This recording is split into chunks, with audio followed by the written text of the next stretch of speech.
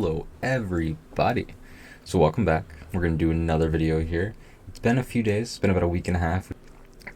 I'm going to tell you guys 6.5 ways that I was able to get through college and how I survived it to become who I am today.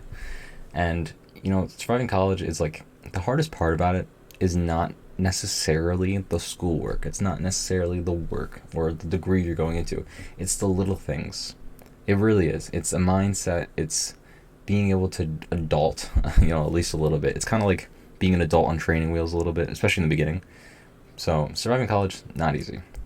However, with these tips, it's going to be much easier for you guys. You got to get your money's worth. Granted, nowadays, is it really worth the money? But anyways, what is worth it is destroying that like button. So, let's get started. Numero uno. You got to get to a quick start. Every semester, you can't fall into this, I'm going to be lazy the first couple weeks and then I'll start getting into the groove. No. No, God! No, God, please, no! No! No! No! No. That is a good way to totally bomb your whole semester right from the start. You need to get a quick start. When your textbooks are ready to be ordered, order them. Have them ready. Have everything set for the first day of class.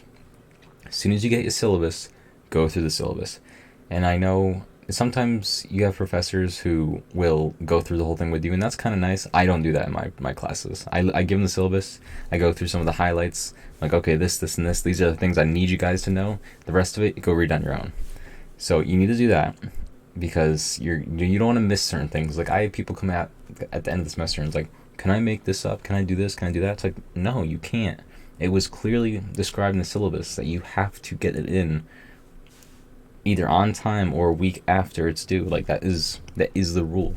And no, I don't take late work that's 3 months late. That's not fair to everyone else who did it on time. But anyways, you have to get a quick start.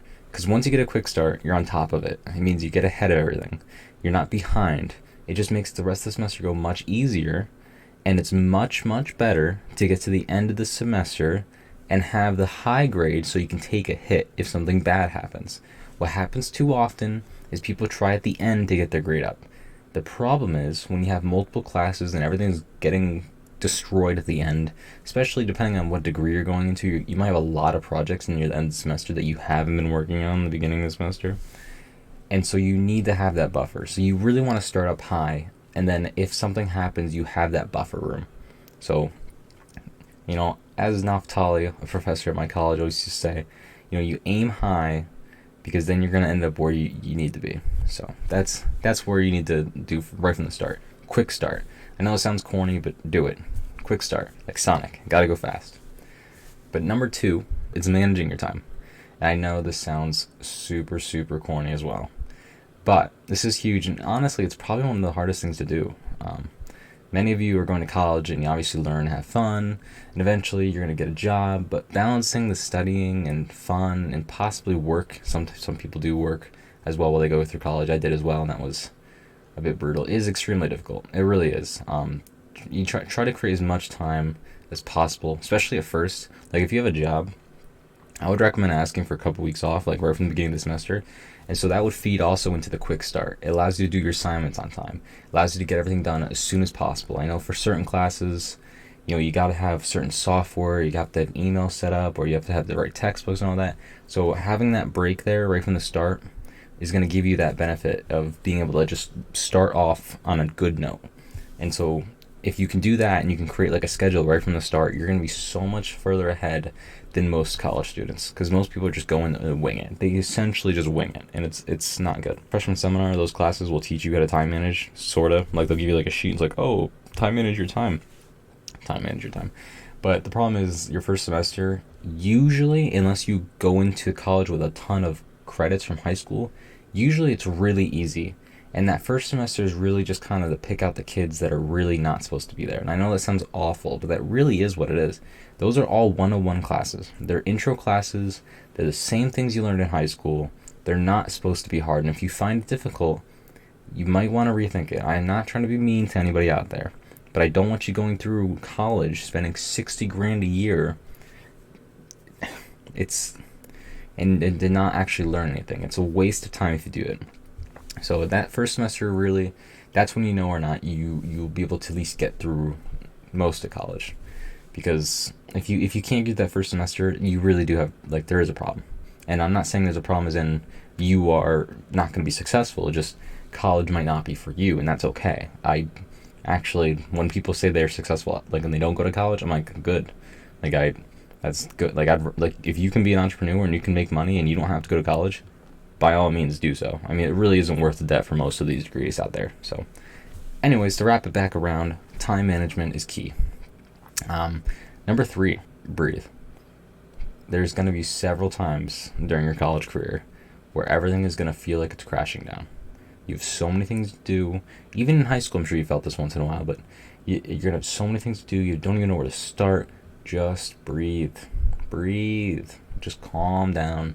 I know it's like the biggest trigger word for most people. Don't tell them to calm down if they're angry. But seriously, calm down. Breathe. Seriously, get into meditating something. Maybe yoga. I know it sounds so corny, but trust me. Just breathe. Think about it. The best thing to do is, like, okay, what's the easiest task? And then mark that off. And just do all the easiest tasks first. It just kind of feeds into the mental health. You know, college is a marathon. Even in a marathon, you have to grab a drink. You know, you have to maybe you take a few steps for about 5 minutes, because you don't want to. You can't run through college. It's just not possible. So slow your roll, live life a little bit, breathe. You know, it might be a little hypocritical of me to say, because I didn't do this my first 2 semesters. I was gung ho and I was just all in, but I was getting burnt out by like third or fourth semester, and it was no bueno. So just breathe. Number 4. Yep, that's 4. Number 4. Try to fall in love with the field of study you're going into. And I know this sounds kind of like, duh, why would I go for something I don't want to actually do? but you'd be surprised how many people they don't actually like what they're doing. They just do it. And it's like they get like stuck in this mindset, like, oh, well, I'm already this far, I might as well complete the degree. And it's like, depending on how far you are, you're really not that far behind. Oh, excuse me. It is pretty late. It's almost 1 o'clock here. But I have to be up in 5 hours. Rip the dream. But what was I saying? Oh yeah, love your field of your study. Because the first couple of years, it really is kind of just figuring out what you want to do. Like, you do take a few classes here and there that help you get to those later classes down the road. But to be honest, those first couple of years are usually filled with mostly gen eds. That's why I kind of recommend people go in the community college instead. Save that money. Don't go to the big private colleges and spend 60 grand a year. Go to a community college, spend, depending which one you go to, probably 10 grand or less easily. Like, I was less for the one I went to, but 10 grand isn't, I don't think it's unreasonable for some state colleges. Get your gen eds and then transfer into a bigger college. And most community colleges know that's the path. Now, nowadays it's getting a little bit sketchier, especially with COVID, because now colleges want to push their kids through because they just want to get enrollment up and whatnot, which is, I don't agree with that at all. But at least generally speaking, community colleges know they have to send out quality students. And the reason why is because in order for them to get a good reputation and in order for them to actually get students to come there and go through the programs, they need to be able to say, listen, our kids can transfer into your private school and they'll be just as well taught as the kids from your school. They need to have that reputation. If they don't have that reputation, they can't be a business. Simply put, because if you're a community college and you're easy and you're just giving people degrees, you're not going to have a successful program because you can't transfer people in. So it's a big deal that you need to be able to actually know everything before you transfer out. So and that kind of, again, feeds into your field of study. You need to like it, because sometimes these community colleges do actually push you harder than the private schools do. You know, certain schools are obviously more competitive than others, but a lot of times these private schools, especially the first couple of years, don't push you the same way as some of the community colleges do. So it's really helpful if you love your field of study. You know, it's a corny thing of saying, but it's a corny line that you hear all the time. But if you do something you love, then you never work a day in your life. And it's kind of, It's kind of true, kind of not, because there's very few occupations I think people like generally love doing every second of it of. Like for mine, I do a lot of programming stuff, but like I'm lucky if I can get 10 hours of programming in my 40-hour work week. It's usually more like 45. So like I don't even program for most of my time. It's a lot of it's application management and just learning and a bunch of other stuff. But yeah, I mean, if you like math but hate teaching, then get an accounting degree. Don't get a math degree, because that's what math degrees are really for. It's for teaching. Don't do it then. If you love working with technology but not making it, then don't go into computer science. Go for IT. If you want to be an artist, perhaps you should take business classes so you can sell yourself and your art, rather than taking art classes and get a useless degree in art. And I'm not trying to bash art. I'm not trying to bash it at all. But you can use the knowledge in the business degree, and you can use that business degree as a backup. You can, if you're, obviously if you want to take some art classes on the side, business degrees usually have a certain amount of flexibility to them. You can probably get an art minor or something like that. You can still learn some more skills and improve your art. But it's kind of like, I kind of look at it like, why? It's like the people that go to school for entrepreneurship. Like, you're being taught how to not go to college. And so I feel like with art, you can, maybe I'm being hypocritical, maybe I don't know enough, but you're teaching. If you're good at art, you're kind of good at art and you can teach yourself. That's why you kind of went. And so for you to be wasting your money going to college to learn art, it seems like something that's a little redundant. But maybe I'm wrong. Let me know in the comments if I'm wrong about that. But it just seems kind of like, why would you do it? But anyways, number 5, and it's actually 5 this time. Taking notes. And I know this is another one where it's like, oh, duh. But listen. As a professor, nothing drives me more crazy than when students don't write anything down. And it's like, sometimes it seems overwhelming to just try to like write every line. I get it. But grab at least the headlines. Grab a couple of the topics. Circle certain words that you don't know and you can look them up later. Sketch out certain pieces and how they connect with each other and which one goes to that. It's not going to be always obvious, but like at least try to understand what you're being taught, not just sitting there staring and doing nothing. And for the love of God, if you're not religious, that's fine, but if for the love of God, or whatever God you celebrate, if a professor says, hey, you might want to study this, or hey, you might want to write this down, or hey, you should really be looking into this, perhaps it might be on something that will be a exam question at some point, perhaps it's probably going to be on the exam and you probably should learn it. You say that, like I say that, and you'd be surprised, because there was a few times where literally I created a bonus question and I said specifically, I literally gave them the question ahead of time. I was like, you will want this answer before the exam. And 10% of the kids actually got it. I was like, come on, I literally gave you, I can't, if I give you any more information, I'd be almost like cheating, like at that point. It's like, you couldn't do it. It's like, come on. So please don't be that student that doesn't do it. It's just so frustrating. Number 6. Oop, I just touched the mic. Hopefully that wasn't loud for you guys. But number 6, hobbies.